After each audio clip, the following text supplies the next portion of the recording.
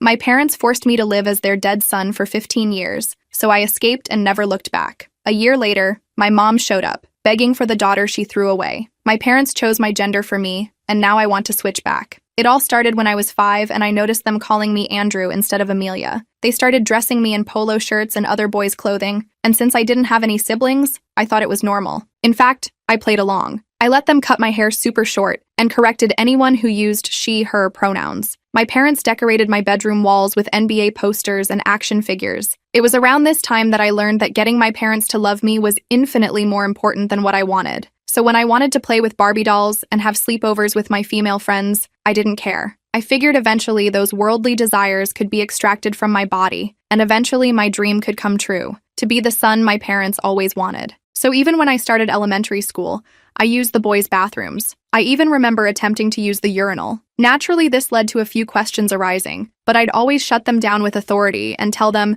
this is just how things are. Or at least as much authority as a 7-year-old can humanly possess, LOL. Eventually, I think my teachers actually started believing I was a boy, because the questions faltered, and somehow I managed to join the boys' football team. I hit myself in secret whenever I heard any girlish giggle or tone come out of my mouth, because the more masculine I became, the more my parents loved me. I remember being in the peak of my boyhood, when literally anyone I interacted with told me I was the best son a parent could ask for. My parents practically treated me like a king. Every day I'd wake up to a home-cooked breakfast in bed, with homemade strawberry lemonade and a surprise toy that I'd circled in my catalog. It was the best feeling ever. Fast forward to when I turned 15 and got my first period. I genuinely thought I was dying, because no one had ever introduced me to the concept of female puberty before. I frantically ran into my mom's room to tell her what happened, expecting her to call an ambulance or something. Instead, her face turned ghost white, so I lunged at her for a hug. "Get away from me!" she screamed, before curling up into a ball and having a mental breakdown. That's when my dad barged into the room.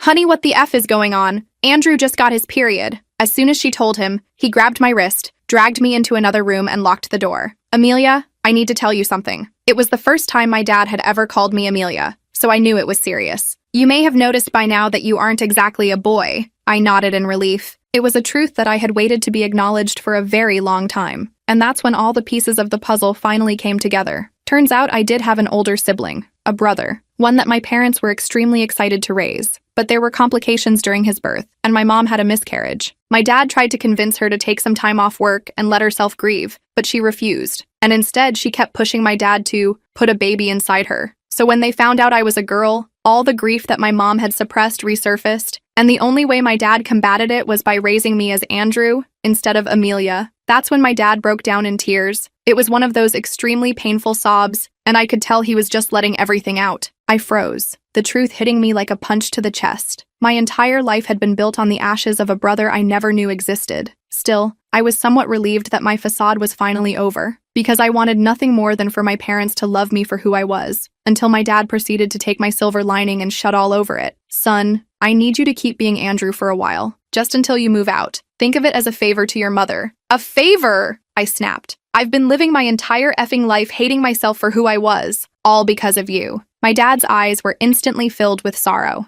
I knew he was just trying to keep the peace and make everyone happy, but enough was enough. I barged out of the room, and that's when I was faced with my mom. "Andrew, are you okay? How are you feeling?" "I'm not doing this anymore, Mom. This isn't right. I'm sorry for your loss, but I can't keep suffering." She looked like she had just been slapped in the face. I immediately left the house and went on a little shopping spree with the money from my babysitting job. For the first time, I bought exactly what I wanted. Dresses, skirts, heels, and I looked damn good too. Unfortunately, my mother disagreed. I tried to be quiet when I got home, but still she heard me. She grabbed the nearest pair of kitchen scissors and started cutting through the dresses. "This is not who you are. I will not allow this." This time I didn't even feel sad or angry, just scared. Luckily, my dad heard the commotion and immediately came rushing in. While he tried to calm her down, I literally dialed 911, not knowing what else to do. I didn't know what else to do. My hands were shaking so badly I could barely press the numbers. The police showed up about 15 minutes later. 2 officers, a man and a woman, separated us to take statements. The female officer took me to the living room while the male officer talked to my parents in the kitchen. I told her everything. The whole story about being raised as Andrew, finding out the truth, and my mom destroying my clothes. The officer seemed genuinely concerned and kept taking notes. Her kind eyes made me feel like someone was finally listening. I felt a tiny bit of hope.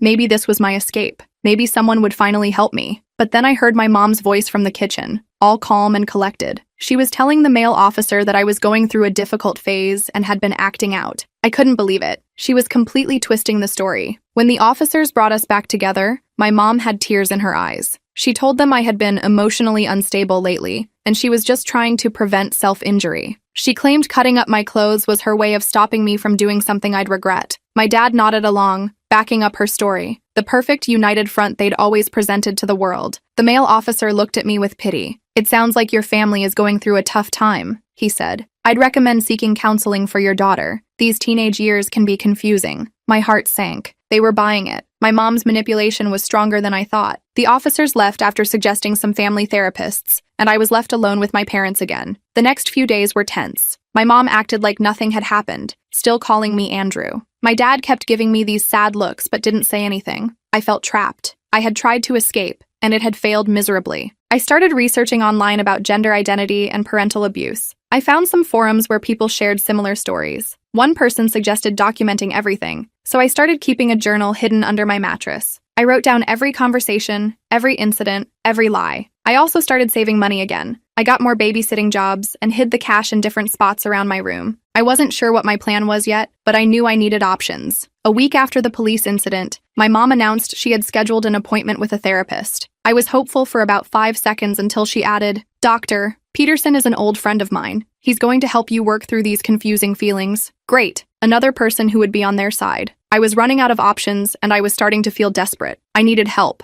but I didn't know where to turn. My parents had created this perfect bubble where everyone believed their version of reality. How was I supposed to break free? The first session with Dr. Peterson was exactly what I expected. My mom sat right next to me the entire time, squeezing my knee whenever I tried to tell the truth. Dr. Peterson kept referring to me as Andrew and talking about phase confusion and identity disorders. I just nodded along, knowing this wasn't real therapy. This was damage control. After we left his office, my mom seemed pleased. "See? Dr. Peterson is going to help you get past this confusion." I didn't respond. I was learning that silence was sometimes my best defense. That night, I added Dr. Peterson to my journal entry. I wrote down every leading question he asked and how my mom manipulated the session. My journal was getting pretty thick with entries. I hid it in a new spot every few days, paranoid my mom would find it during one of her room cleanings, which were really just excuses to snoop through my stuff. The next day at school, I decided to talk to my guidance counselor, Ms. Rivera. She had always seemed pretty cool and understanding. I waited until lunch period and knocked on her office door. "Come in," she called. When I entered, she smiled. "Andrew, what can I help you with today?" I took a deep breath and told her I needed to talk about something serious. I explained that I was actually born female, that my parents had raised me as a boy, and that I wanted to be recognized as Amelia now. I didn't go into all the details, but I gave her enough to understand the situation. Missy Rivera's expression changed from surprise to concern. She asked a few questions, then told me she would need to contact my parents and possibly Child Protective Services. My stomach dropped. I begged her not to call my parents yet, explaining what happened with the police. She reluctantly agreed to hold off for a day while she consulted with the school administration. I left her office feeling a mix of hope and dread. Would someone finally believe me, or would this be another dead end? I got my answer the next morning when my mom stormed into my room before school. "What did you tell that counselor?" she demanded, her face red with anger. Apparently, Ms. Rivera had called despite her promise not to. My mom had already spoken to the principal, claiming I was acting out and creating stories for attention. She even brought up Dr. Peterson as evidence that I was already getting proper help. "You're not going back to that school," my mom declared. "I've already called in to say you're sick. We'll be looking at other options." Just like that, I lost my one potential ally and my daily escape from home. My mom took away my phone too, saying I needed to focus on getting better. I was completely cut off. For the next week, I was basically under house arrest. My mom worked from home to keep an eye on me. My dad still went to his office but called multiple times a day to check in. I was never left alone for more than a few minutes. During this time, my mom went through my room thoroughly. She found most of my hidden cash and confiscated it. Thankfully, she missed the wad of bills I'd taped to the underside of my desk drawer. She didn't find my journal either, which I'd started hiding inside an old stuffed animal with a broken seam. My mom also went through my closet, removing anything she deemed too neutral that could be worn in a feminine way. I was left with the most masculine clothes possible: baggy jeans, sports jerseys, and button-up shirts. The isolation was getting to me. I needed to talk to someone who would understand. I I remembered my friend Charlotte from my biology class. We weren't super close, but she had always been nice to me. More importantly, she had mentioned having a cousin who was transgender. Maybe she would get it. One afternoon, when my mom was on a conference call in her office, I snuck into my dad's study and used his computer. I found Charlotte on Instagram and sent her a direct message explaining my situation as briefly as possible. I asked if we could meet somehow. Then I deleted the message from the sent folder and cleared the browser history. 2 days later, I was surprised when Charlotte showed up at our front door. She told my mom she was dropping off homework assignments. My mom seemed suspicious, but let her in. Charlotte handed me a folder full of papers, then asked if she could use our bathroom. On her way back, she slipped me a note hidden between the homework sheets. After she left, I locked myself in my bathroom to read it. Charlotte believed me. She wrote that her parents were willing to help if I needed a place to stay. She included her phone number and told me to call from a safe phone anytime. I felt a surge of hope for the first time in weeks. I wasn't completely alone. I just needed to figure out how to get out of this house. My chance came sooner than expected. My dad's mother got sick, and both my parents needed to travel to see her. They debated what to do with me, clearly not trusting me to stay home alone. Finally, they decided I would stay with our neighbor, Mrs. Chen, an elderly woman who had known me as Andrew for years. Mrs. Chen was nice, but went to bed early and took medication that made her sleep deeply. The first night I was there, I waited until she was asleep, then snuck out. I walked to the gas station down the street and used the payphone to call Charlotte. Her dad picked me up 20 minutes later. He didn't ask many questions, just drove me to their house where Charlotte was waiting. She hugged me immediately, which felt weird but also really nice. I hadn't been hugged in a long time. Charlotte's mom made me hot chocolate while I explained everything in more detail. They were horrified by my story. Charlotte's dad, who turned out to be a social worker, said what my parents were doing was emotional abuse. He said I had options, including filing for emancipation. I stayed at Charlotte's house that night, borrowing some of her clothes to sleep in. It felt strange wearing a nightgown, but also right somehow. I slept better than I had in weeks. The next morning, reality hit. My parents would be checking in with Mrs. Chen. They would discover I was gone. Charlotte's parents sat down with me to discuss next steps. They couldn't legally keep me without my parents' permission, but they weren't going to just send me back either. Charlotte's dad called a colleague who worked with LGBTQ+ youth. She recommended a local organization called Rainbow Bridge that provided resources for teens in crisis. They had connections with lawyers who could help with my situation. Before we could make any decisions, my phone rang. It was Mrs. Chen, panicking because my parents had called and she couldn't find me. I told her I had gone for an early walk and would be back soon. Charlotte's dad agreed to drive me back so I could get my things and properly explain to Mrs. Chen that I was leaving. When we arrived, there was a police car in the driveway. My heart sank. Mrs. Chen had called the police to report me missing, despite my call. The officer was taking notes as Mrs. Chen spoke rapidly, gesturing with her hands. Charlotte's dad handled it expertly. He introduced himself as a social worker and explained that I had reached out for help due to an abusive home situation. The officer seemed skeptical at first, but Charlotte's dad showed him his professional credentials and explained the situation in detail. He described the emotional abuse I'd experienced and how my parents had been forcing me to live as a gender that wasn't mine. He mentioned the involvement of Rainbow Bridge, a respected organization the officer recognized. After a lengthy discussion that included calling his supervisor and consulting with a youth services liaison, the officer agreed to let me leave with Charlotte's family temporarily while the situation was investigated properly. He took detailed statements from both me and Mrs. Chen, then helped me gather my things. Mrs. Chen looked confused and worried, but the officer assured her she had done nothing wrong. As we were leaving, my phone rang again. It was my mom. I showed the screen to Charlotte's dad, who nodded encouragingly. I answered, trying to keep my voice steady. My mom was furious. She demanded to know where I was and why I had left Mrs. Chen's house. I took a deep breath and told her I was safe but wasn't coming home. I was getting help from people who accepted me as Amelia. There was silence on the other end. Then my mom's voice turned ice cold. "You're making a huge mistake. We're coming home immediately. This little rebellion ends now." I hung up, my hands shaking. Charlotte's dad put his arm around my shoulders and led me to the car. "Let's get you somewhere safe," he said. The next few days were a blur of meetings and phone calls. I spoke with a counselor at Rainbow Bridge who specialized in transgender youth. She helped me understand that what my parents had done was a form of conversion therapy, forcing me into a gender identity that wasn't mine. She also connected me with a lawyer who explained my legal options. Meanwhile, my parents had returned home and were on the warpath. They filed a missing person report, claiming Charlotte's family had kidnapped me. They called everyone they knew, spreading a story about how I was mentally unstable and had been manipulated by radical gender activists. The police came to Charlotte's house to investigate the kidnapping claim. Fortunately, the same officer who had helped me at Mrs. Chen's was assigned to the case. He explained to his colleagues that this was a case of a minor seeking safety from an abusive situation, not a kidnapping. Still, I couldn't stay at Charlotte's house forever. My parents knew where they lived, and I was worried they might try something desperate. The counselor at Rainbow Bridge suggested their emergency youth shelter, where I could stay while we figured out a more permanent solution. The shelter wasn't great, just a converted house with bunk beds and shared bathrooms, but it was safe. There were other teens there with similar stories. Some had been kicked out for being gay or transgender. Others had run away from abusive homes. We had group therapy sessions every day and regular meetings with caseworkers. My caseworker, Jen, helped me file for emergency emancipation. She explained it was a long shot. Most judges prefer to keep families together, but given the unique circumstances, we might have a chance. At the very least, it would buy us time to build a stronger case. A week into my stay at the shelter, my parents found me. I was sitting in the common room doing homework when I heard my mom's voice at the front desk. My blood ran cold. I slipped out the back door and texted Jen,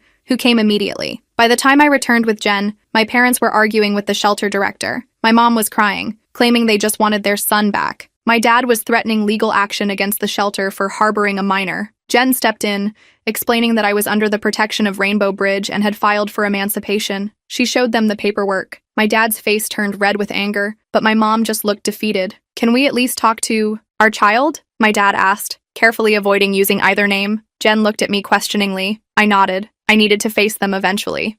We sat in the shelter's meeting room, just the four of us. My mom couldn't look me in the eye. My dad did all the talking, switching between pleading and threatening. He promised things would be different if I came home. They would consider letting me express myself more. They would find a better therapist. I just shook my head. "It's too late," I told them. "You didn't raise me. You raised a replacement for the son you lost. I need to find out who I really am." My mom finally spoke, her voice barely above a whisper. "You'll always be Andrew to me. I can't lose my son again." Her words hurt, but they also confirmed what I already knew. This wasn't about me. It never had been. The meeting ended with no resolution. My parents left, and I returned to my bunk bed feeling drained but somehow stronger. I had faced them and stood my ground. The next day, I received notice that there would be a hearing for my emancipation petition in 2 weeks. Jen helped me prepare, gathering evidence and practicing what I would say to the judge. Charlotte and her parents agreed to testify on my behalf. Even Mrs. Chen, who had been confused but ultimately concerned for my welfare, provided a written statement about my parents' controlling behavior. As the hearing approached, my parents changed tactics. They started sending messages through their lawyer, offering compromises. They would let me see a therapist of my choosing. They would allow me to explore my identity as long as I came home. Each offer came with conditions that would still give them control over my life. I declined every offer. I was done with half measures and conditional acceptance. 2 days before the hearing, I received an unexpected visitor at the shelter. It was my dad, alone. He looked tired and older somehow. Jen stayed with me as he sat down across from us. "I've been doing a lot of thinking," he said, his voice rough with emotion, "and a lot of reading about gender identity and what we did to you." He paused, taking a deep breath. "I was wrong. We were wrong. I'm so sorry, Amelia." Hearing him say my real name without hesitation made me tear up, but I remained cautious. "What about Mom?" His expression darkened. "Your mother isn't ready to accept this. She may never be, but I want you to know that I'm trying to understand, and I want to make things right, however I can." I didn't know what to say. Part of me wanted to forgive him immediately, to have at least one parent back in my life, but another part remembered 15 years of lies and manipulation. "I need time," I told him, "and I need to be Amelia, completely. Not just when it's convenient or when Mom isn't around." He nodded, understanding. "I'm going to get help, real help, for myself, to understand what we did and why it was wrong." He reached across the table like he wanted to take my hand, then stopped himself. "Whatever you decide about the emancipation, I'll support you, and I'll keep working on your mother." After he left, I sat with Jen trying to process what had happened. Was this a genuine change of heart, or just another manipulation tactic? I wanted to believe him, but trust was going to take time to rebuild. The day of the hearing arrived. I wore clothes borrowed from Charlotte, a simple blouse and jeans that felt feminine but not overly so. I wanted to look like myself, whoever that was. Both my parents were there with their lawyer. My mom still couldn't look at me, but my dad gave me a small nod of encouragement. Charlotte's family sat behind me with Jen and the Rainbow Bridge lawyer. The judge, an older woman with kind eyes, listened carefully as both sides presented their cases. My parents' lawyer argued that I was too young to make such important decisions and needed parental guidance. Our lawyer presented evidence of the psychological harm I had suffered from being forced to live as someone I wasn't. When it was my turn to speak, I told my story simply and honestly. I explained that I didn't hate my parents, but couldn't continue living a lie. I needed space to discover who I really was after 15 years of being someone else. The judge asked thoughtful questions about my plans for school, housing, and financial support. The Rainbow Bridge representative explained their transitional housing program for youth like me, where I could stay while finishing high school. After hearing all the evidence, the judge called for a short recess to consider her decision. Those 20 minutes were the longest of my life. I sat in the hallway with Charlotte, too nervous to speak. When we returned to the courtroom, the judge delivered her ruling. She granted me partial emancipation. I would be allowed to make my own decisions regarding my gender identity, medical care, and living situation, but my parents would still have certain legal responsibilities until I turned 18. It wasn't a complete victory, but it was enough. I could live at the Rainbow Bridge housing, attend a new school, and begin the process of legally changing my name. My parents would have to continue providing financial support and insurance coverage, but they couldn't force me to live as Andrew anymore. As we left the courtroom, my dad approached me. "I meant what I said, he told me quietly. I want to be part of your life, Amelia. When you're ready. I nodded, not trusting myself to speak. It would be a long road to forgiveness, but maybe someday. My mom walked past without a word, her face a mask of grief. I understood then that for her, this was like losing her son all over again. I hoped that someday she would realize she hadn't lost anyone. She had gained a daughter who had been there all along. That night, in my new room at the Rainbow Bridge housing, I wrote the longest entry yet in my journal. For the first time, I signed it with my real name, Amelia. It felt right. It felt like coming home to myself. The next few weeks were challenging, but in a different way than before. Instead of fighting to be seen, I was learning who I actually was. What did Amelia like? What clothes made her feel comfortable? What name did she want to be called? These were questions I'd never been allowed to ask before. I enrolled in a new high school where nobody knew me as Andrew. I introduced myself as Amelia from day one. Some kids were curious about my background, but most just accepted me as the new girl. It was refreshing to start over without the weight of my past. Charlotte visited often, helping me shop for clothes and giving me tips on hair and makeup. I wasn't interested in being super feminine, that wasn't me either, but I enjoyed exploring styles without judgment. I cut my hair in a bob that felt right for my face, and I started wearing clothes that expressed who I was, rather than who anyone else wanted me to be. My dad kept his word. He started seeing a therapist who specialized in LGBTQ+ issues and joined a support group for parents of transgender kids. He called once a week, always careful to use my correct name and pronouns. Our conversations were awkward at first, but gradually became more natural. My mom remained distant. She sent money as required by the court, but included notes addressed to Andrew. I returned them unopened. It hurt, but I understood she was still grieving for someone who had never really existed. One day, about 2 months after the hearing, I received a package from my dad. Inside was a photo album I'd never seen before. It contained pictures of me as a baby, before they started calling me Andrew. There I was in pink onesies, with tiny earrings and a headband with a bow. There were photos of my mom holding me, looking tired but happy. Along with the album was a note from my dad. These belong to you all along. I'm sorry we tried to erase this part of your history. I cried as I flipped through the pages. Here was proof that Amelia had existed from the beginning. She hadn't been erased completely. She had just been waiting to be rediscovered. That album became my most treasured possession. It was the bridge between my past and my future. Proof that I wasn't starting from scratch, but reclaiming something that had always been mine. The album became my anchor during those first few months of independence. Whenever I doubted myself or felt lost, I'd flip through those baby pictures and remember that Amelia had always existed. I wasn't becoming someone new. I was returning to who I was meant to be all along. Living at the Rainbow Bridge housing was actually pretty cool. I shared a small apartment with 2 other teens, Lisa and Harper. Lisa was there because her parents kicked her out when she came out as lesbian. Harper was non-binary and had run away from a super religious household. We all had our own rooms but shared a kitchen and living area. It felt like a weird little family. My case manager Jen checked in weekly to make sure I was doing okay with school, mental health, and just life in general. She helped me navigate the process of legally changing my name, which turned out to be way more complicated than I expected. So many forms and fees and court appearances. But finally, after 3 months of bureaucratic nonsense, I officially became Amelia Grace Wilson. I framed the court order and hung it on my bedroom wall. School was going surprisingly well. I made some new friends who only knew me as Amelia. I joined the art club and discovered I actually had a talent for painting. My grades improved too, probably because I wasn't spending all my mental energy pretending to be someone else. My dad kept calling regularly. Our conversations got less awkward over time. He told me he was reading books about transgender experiences and attending a support group for parents. He seemed genuinely committed to understanding me better. He even asked if he could visit sometime, but I wasn't ready for that yet. Baby steps. My mom was a different story. She still refused to call me Amelia or acknowledge what happened. The court-ordered support payments came on time, but that was our only connection. I tried not to let it bother me, but some nights I'd cry myself to sleep thinking about her. Charlotte told me to give it time, that some parents take longer to come around. I wasn't sure my mom ever would. About 6 months after moving into Rainbow Bridge housing, I got an unexpected visitor. I was doing homework in the common area when the front desk called to say someone was asking for me. I figured it was Charlotte or maybe my dad finally showing up unannounced. Instead, I found Mrs. Chen waiting in the lobby. She looked exactly the same. Tiny frame, silver hair in a neat bun, practical shoes. She smiled nervously when she saw me. Amelia, she said, pronouncing my name carefully. You look well. I was so shocked to hear her use my real name that I just stood there for a second. Mrs. Chen had known me as Andrew for years. She'd been my babysitter since I was little. I finally managed to thank her and invite her to sit down in the visitors area. I bring something, she said, pulling a small paper bag from her purse. Inside was a jade pendant on a silver chain. In Chinese culture, jade protects the wearer, brings good fortune. I held the necklace in my palm, touched by the gesture. Thank you. But why? I know your mother for many years, Mrs. Chen said. She is a stubborn woman, proud woman, but she is hurting. She patted my hand. I tell her, losing son is sad, but having daughter is blessing. My throat tightened. You talked to my mom about me? Mrs. Chen nodded. Many times. She listened, even if she not show it. She stood up, smoothing her pants. Just wanted you to know, and to see you happy. After she left, I sat there holding the jade pendant, trying to process what she'd said. Was my mom actually listening to Mrs. Chen? Was there hope she might come around someday? I didn't want to get my hopes up, but I couldn't help feeling a tiny spark of optimism. I put on the necklace and tucked it under my shirt, close to my heart. A few weeks later, I got a text from my dad asking if we could meet for coffee. I agreed, suggesting a cafe near my school. I arrived early and grabbed a table in the corner, nervously fidgeting with my cup. When my dad walked in, I almost didn't recognize him. He'd lost weight and grown a beard. He looked older, but somehow lighter too. He ordered a coffee and sat across from me. For a minute, we just looked at each other awkwardly. Then he pulled out a small gift bag and slid it across the table. Happy birthday, he said. I know it's next week, but I wanted to give you this in person. I'd almost forgotten my own birthday was coming up. I opened the bag and found a small jewelry box inside. The necklace was simple, a silver letter A on a delicate chain. I immediately put it on,